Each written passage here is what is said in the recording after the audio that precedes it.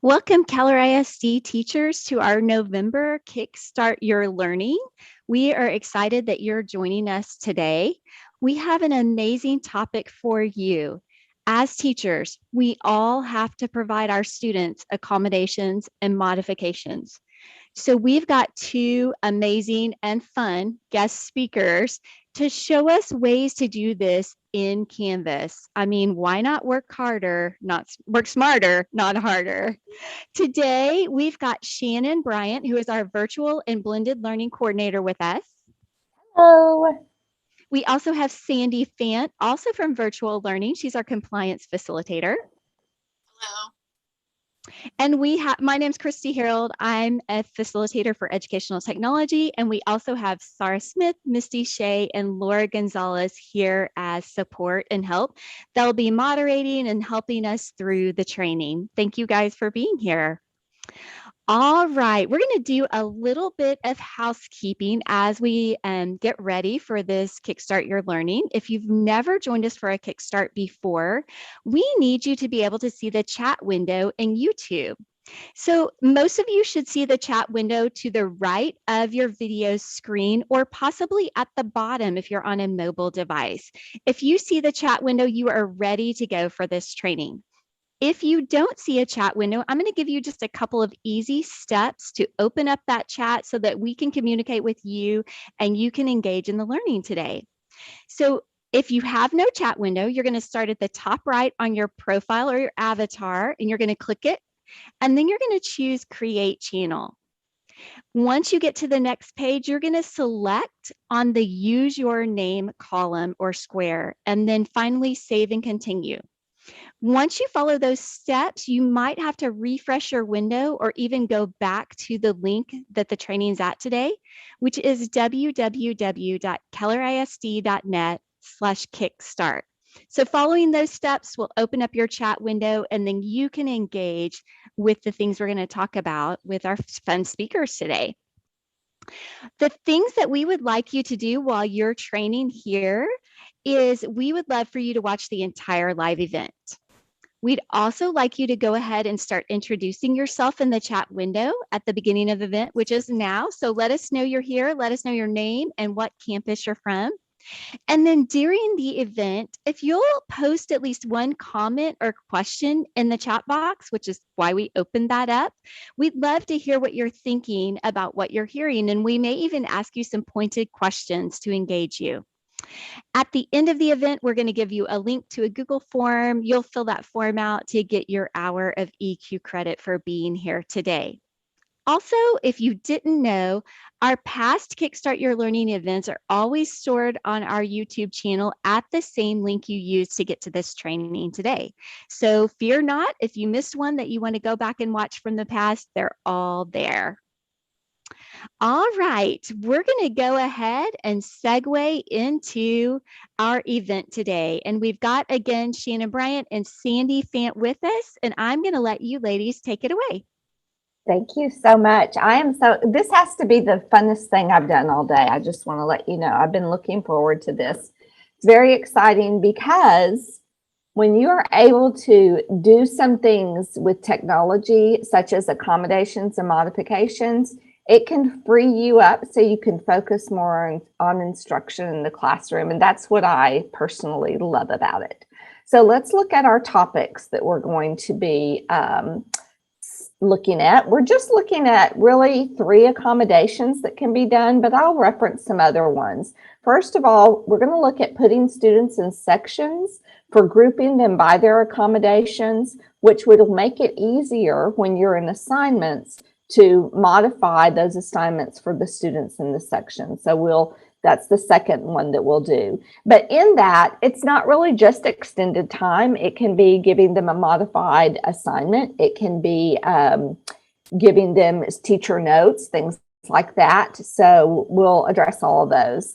Then my favorite is the immersive reader, because it helps students who struggle with reading, but it also helps students who speak another language. And with that, we'll look at profile settings and how that can support students that speak another language as well.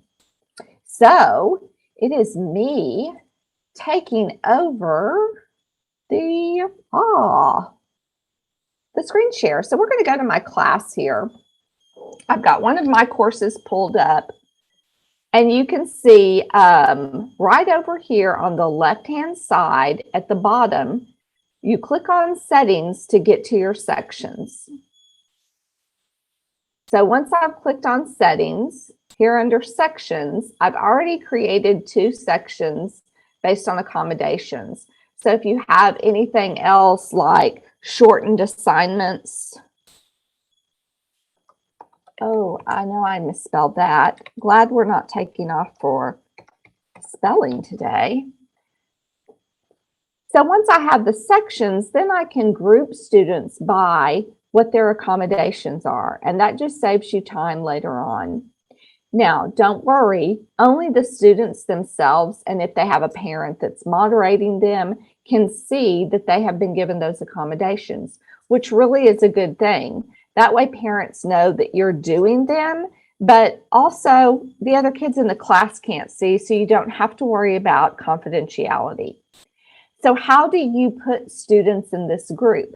I know you're asking yourself that question, so let's go do it. Over here again on the left-hand side, I'm going to go to people, and that's where you'll see everybody in your class. Now, guys, maybe you're not a Canvas user, so this might convert you over to the Canvas side. Do it, do it. It does so much for you. So I have my teachers here, and since Miss Fant is here, I'm going to go ahead and assign her to another section. I'll just, over here on the right-hand side, click on that little snowman. See, 3 little dots like a snowman. And then I choose Edit Sections. Here, I've already assigned Sandy to 1 section, so I can see what students are assigned to. They're all assigned to the name of my course. And then I can go in here and either browse all of my sections or start typing, and it'll populate. So that's all you have to do to put in sections and separate your students by their section. Okay, now, how do I give the accommodations to kids? Well, that works in assignments really well. So I'm going to choose one of my assignments, and I'll go in and edit it.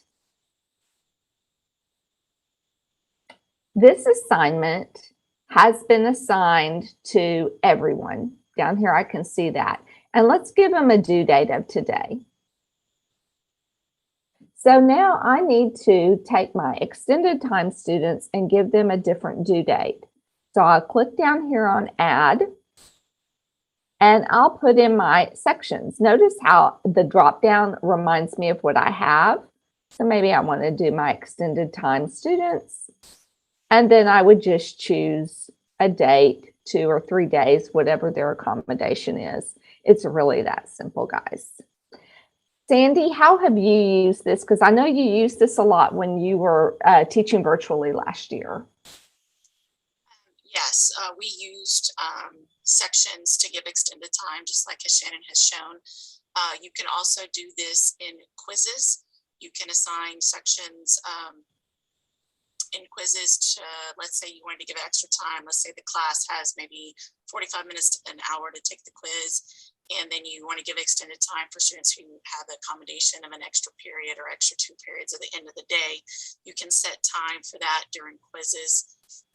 You can also copy a quiz or an assignment and then assign it. Maybe students have the oral accommodation for quizzes, and in those instructions, you can add to how do you remind them to how do you use immersive reader or any type of screen reader software, and that way the other kids don't have to see it. So there's ways that you can use the assignments or the quizzes and then assign to sections to make sure the kids are getting the accommodations that they need.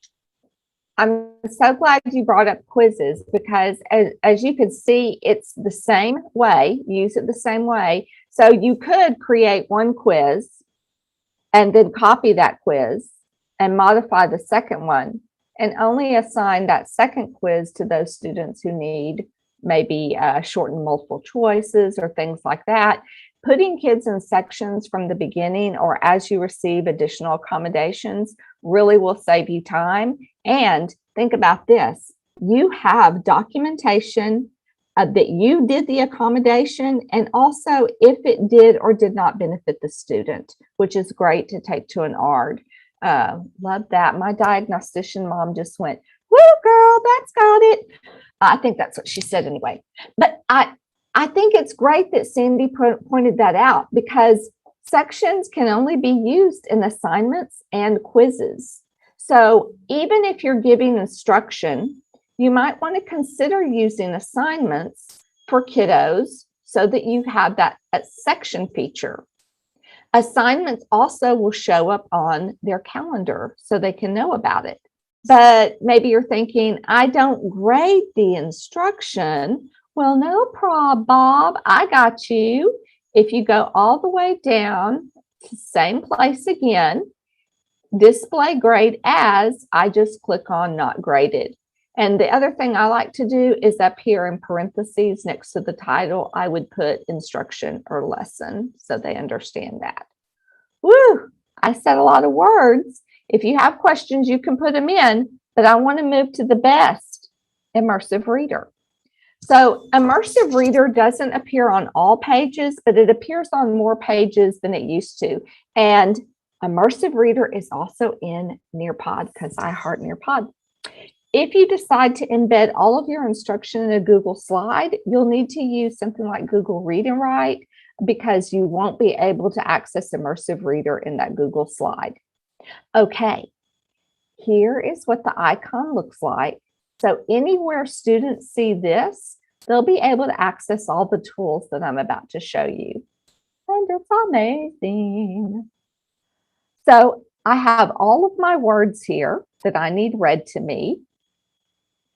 And I can click play. Course title page. And it will read it to me.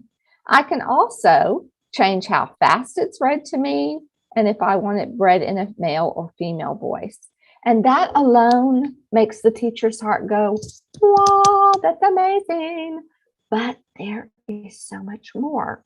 When I click on the two little A's here, I can change the text size.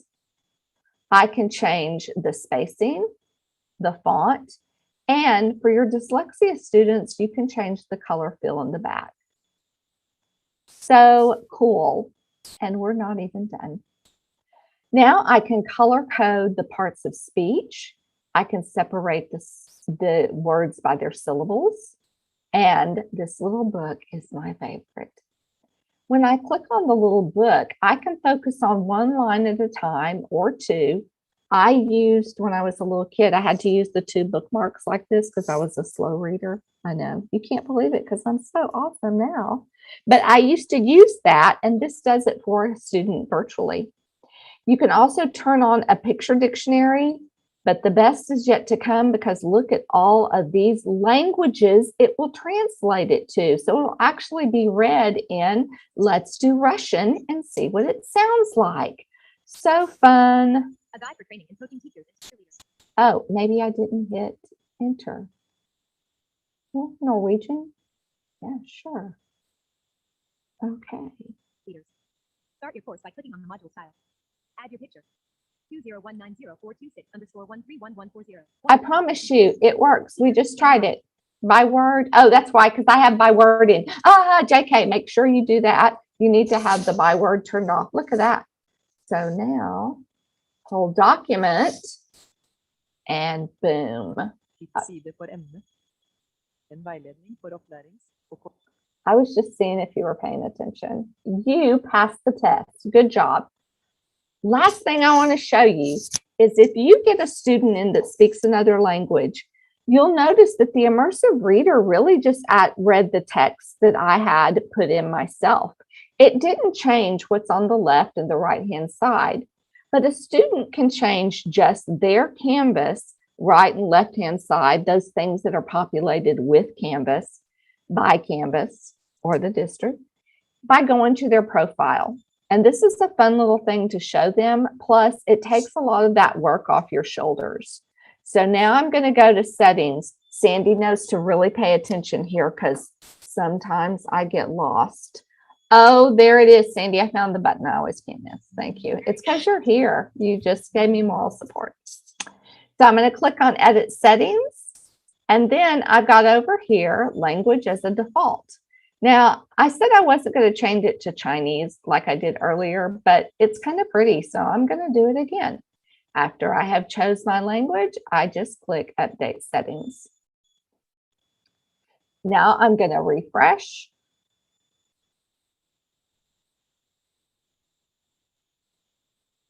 Did I click refresh? JK, there it is. You know, sometimes technology has to catch up to us. We're so fast. I love this up here because every time the student opens this course, or if a parent opens it, they have the option to change it back. So it's great for you too. If you just happen to be looking over a kid's shoulder trying to support them, you can change it to English. Wonderful tool, a great thing when you have kids that move in to help support them with language. Now, guys, that's what I got. Put some questions in the chat or ways that you have used Canvas to do modifications or accommodations. And I'm going to change this back for myself here. Look at that. It's that easy. Shannon, Yes, someone ma'am. asked in the chat, so each student is in control of their own setting? Yes. So students already are in control of their settings just by going to their profile. They're also in control of that immersive reader over here, using it how they want to. Now you can tell them what you want them to do, but it's really there as a guide for them to help them. I use the Chrome extension immersive reader when I'm taking classes online. It really only works with web pages because I don't want to read. It's hard for me to read and take notes at the same time. So if I just turn on the immersive reader in Canvas as well, I can hear it and write while I'm taking that online course. So that might help you too. That was a good one. Anybody else? I do want to tell you about a resource that I'm going to share with you. Before you go, we need to get this because it's great. It is a document that I created for our teachers, and it just has a long list of accommodations.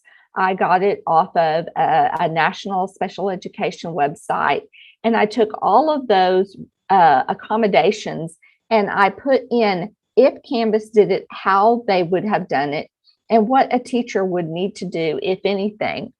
It shortened down those accommodations that a teacher had to do only to about 4 or 5, and the list is extensive. So it really can save you some time, especially if you set up your class ahead of time with sections.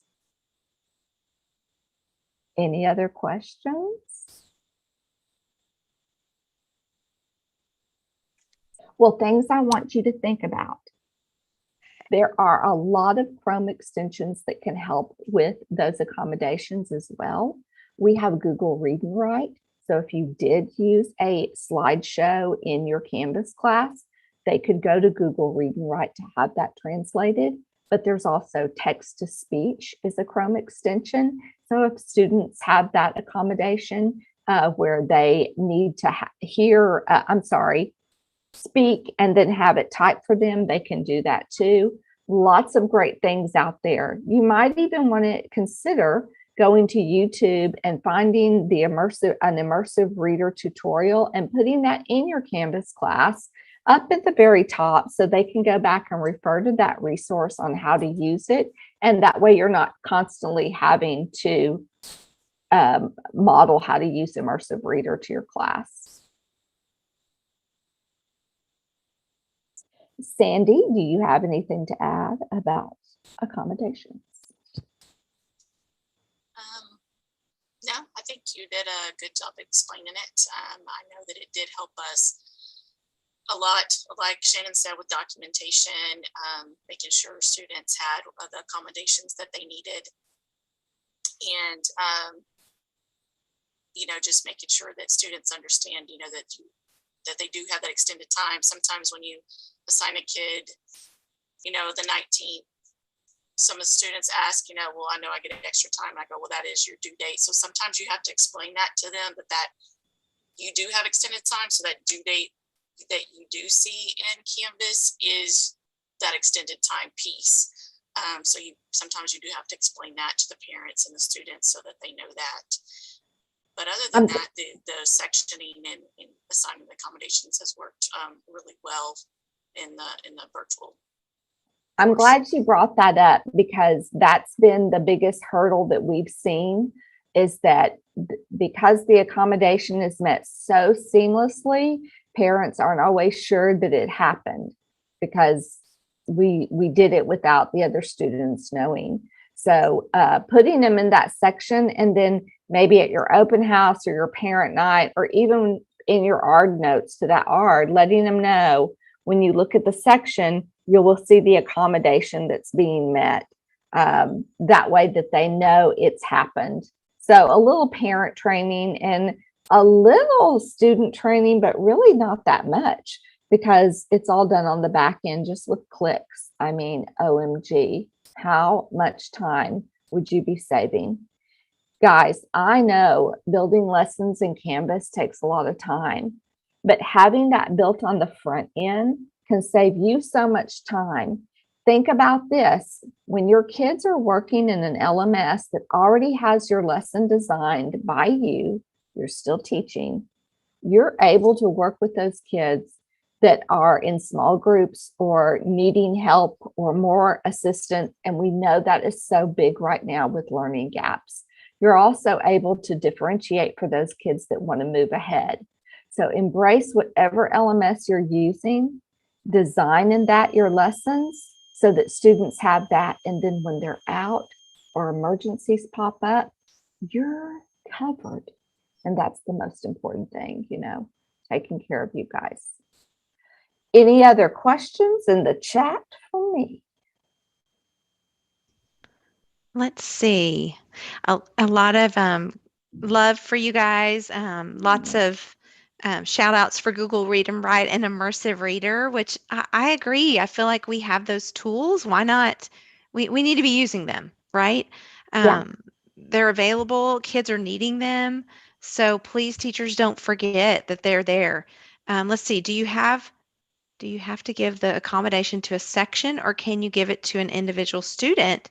I have not yet used Canvas personally. So a new user in Canvas is asking. So, you can give it to a student individually. When I go to that, let me show you what that looks like. Thank you so much. Thank you so much. When I'm in an assignment, as I go back to my course here, and I have that drop down to add their section, I can also just put a kid in there. And because I had this conversation today with somebody, a teacher not in our district, so don't worry, nobody out there. She was talking about, can I modify or accommodate for kids that don't have an accommodation? Yes, you can. If you see a need, and this helps that kid through a need, whether it's anxiety or whatever, just providing that accommodation for that kid a couple of times might help them through a hurdle that they're dealing with. So this is where I would use that feature. I'm going to click on edit. And this is coming from, like my mom was a diagnostician. She told me these things. So I'm going to scroll down here. And remember, we populated our sections right up here under course sections. You can see where they're at. But under that, I have students' names. So I could just choose a student to put in that box as well. And not even, that's kind of doing it on the fly. You'll see using sections, though, will save you time. And that way you won't forget or miss. Because when I use this drop down and put their name in it, they don't have that accommodation that populates next to their name. Okay, so that's when parents may or may not know that they're having that accommodation met. Good question. Maybe my favorite. Anybody else? Assign to individual students if they need to retest, and you just want 5 students that need to retest, you can just pick those 5 students and only those students see that retest. So yes, anything you assign individually, only those kids, or 5 kids that need it, they don't have to be in a section to see that. I'm glad you said that. When you look at your teacher screen of modules and you see all of these things, know that kids are only going to see the things that you have assigned to them. So if you've assigned it to everyone, sure, they're all going to see it. But the student that is receiving the accommodation, or like the retest or the copy of notes, the other students aren't going to see that or even know that it happened, which is so much better than, I'm thinking of the olden days when I used to have my student table and I had my little basket where I put my copy of my notes. Well, anybody could come and pick those up, including those students that had the accommodation. The kids could see them picking it up. So this really makes it very transparent. Nobody knows who's receiving the accommodation except for you, the teacher, and the parent if they're in there as a moderator, which is, the goal. So win-win. Any more delicious questions? You ready to share my resource there? If a teacher wasn't aware that you could do that, that was worth the time spent for sure. Yeah. Thank you. You're welcome. So good. Don't forget to put that link in the chat and share with them, because there are tons of other accommodations. And if you see that I have forgotten about one, email me, shannon.bryant@kellerisd.net. I love it. I love to keep that sheet up to date because it helps our teachers. That's what's important. If you don't have anything else, I'm turning it over to Sarah. Yes, thank you, Shannon. Thank you, Sandy, so much. We appreciate you guys taking the time to present all this goodness, this Canvas modifications, goodness, and accommodations. Oh, that's a mouthful, isn't it? Oh my goodness. And I do believe we might have misspelled one of those probably. words earlier, so I apologize for that. Okay, Yes. I'm going to share my screen real quickly and share a couple of quick resources for you guys. Give me just 1 second. Here we go. Y'all give me a thumbs up if you can see it. Okay, we have in EdTech a lot of resources for you guys. And so if you haven't been on one of our Kickstart Your Learning sessions, definitely get some notebook paper, some type your notes or whatever, because you want to write this down or you want to come back to it later. www.kellerisd.net/KIC, KIC. /KIC. We call that our KIC website, stands for Keller Integration and Collaboration. And what it is kind of a one-stop shop for all things EdTech. And so we've really tried to put all of those apps and those pieces of software, those EdTech resources that you're using and that we're supporting in that one place for you guys. So you can see the screenshot there. We have a button to go to iPads. We have a button to go to Nearpod. So I know Shannon mentioned Nearpod earlier. Maybe you're not familiar with that, so you can click on that and learn a little bit more about that. So definitely bookmark our KIC website. Also, if you didn't know, I think it was sometime last year, we added a button on KCloud, and all you have to do is search for EdTech KISD. In fact, if you just start typing EdTech in your KCloud search bar, you will find our little button, looks like that on the screen. Now from there, you have a ton of resources, but just to name a few, we have a blog. We usually post a new blog post on Thursday mornings, so this would be a great time to click on that EdTech button in KCloud, go to our Digital Tips, Tricks, and Tools blog, and then subscribe. There's a button in the top right corner or an area for you to put in your email, and you will never miss another blog post. And we won't spam you. It's just about once a week, and it's just to help you with short tips and tricks that will help you in your teaching. So please subscribe. And then also, we are on social media. We are where you are. So I don't know what your favorite social media format is, but we're on Facebook, Twitter, Instagram, and YouTube. So please check us out. One of our most recent additions is our Instagram account, and we are really posting a lot of good content there to help you in your teaching. So please join us there and, like us, subscribe, whatever. Now, I know you guys are waiting for your EQ time, and you'd like that honored, your time here. Oh, I just missed another button. We have a area for parent and additional support. Okay, there we go. The bit.ly for getting credit is at bit.ly/kickstart2122. bit.ly/kickstart2122. And when you go to that link, you can fill out the form for EQ credit. Thank you guys so much for joining us. I really hope, although these are short and sweet, I hope it's helpful to learn in this format. You can always go back to the YouTube channel, rewind, and listen to it again, take notes, because this will be recorded. So thank you so much and have a great night.